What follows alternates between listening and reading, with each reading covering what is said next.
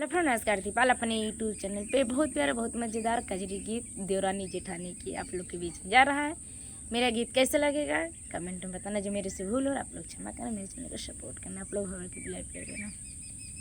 हाँ मेरे नैहर के चुनरिया जेठ नीली हली चोराई ना, हमरे नैहर के चुनरिया जेठनी लिहली चोराई ना, होत सबेरे कर बई के सिया, होत सबेरे रबई के सिया, आई है पुलिस दरोगाना, आई है पुलिस दरोगाना।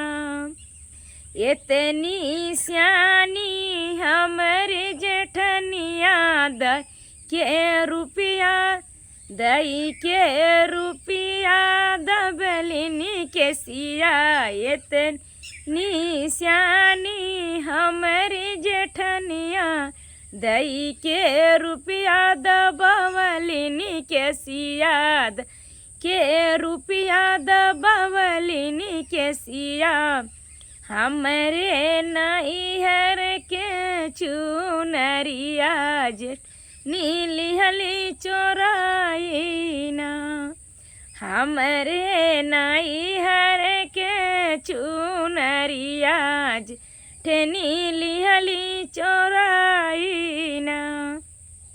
होत दोपहर बो करबै पंचैतिया, होत दोपहर करबै पंचैतिया, इतनी सियानी हमारी जेठनिया रोई के दी बहकाई ना, इतनी सियानी हमारी जेठनिया रोई के ली बहनवाना, इतनी चतुरी मोरी जेठनिया रोई के ली बहकाई ना, रे नैहर के चुनरिया जेठनी लिहली चोराई ना, हमरे नैहर के चुनरिया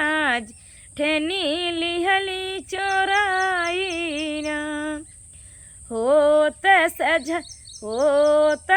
सझवा पियाजी से कहबई हो, तही सझवा पियाजी से कहबई, इतनी डराकुली हमारी जेठनिया दई दी सड़िया हमारी ना, इतनी डराकुल हमारी जेठनिया दई दी चुनरी हमारी ना, इतनी डराकुली हमारी जेठनिया दई दी चुनरी हमारी ना, दई दी चुनरी हमारी ना, हम रे नैहर के चुनरिया जेठनी लिहली चोराई ना, हमरे नैहर के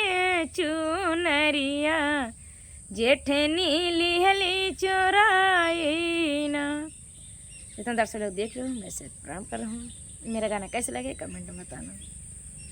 मैं सबसे प्रणाम कर रहा हूँ। जो मेरे से भूल हो रहा है आप लोग क्षमा मांग रहे हैं।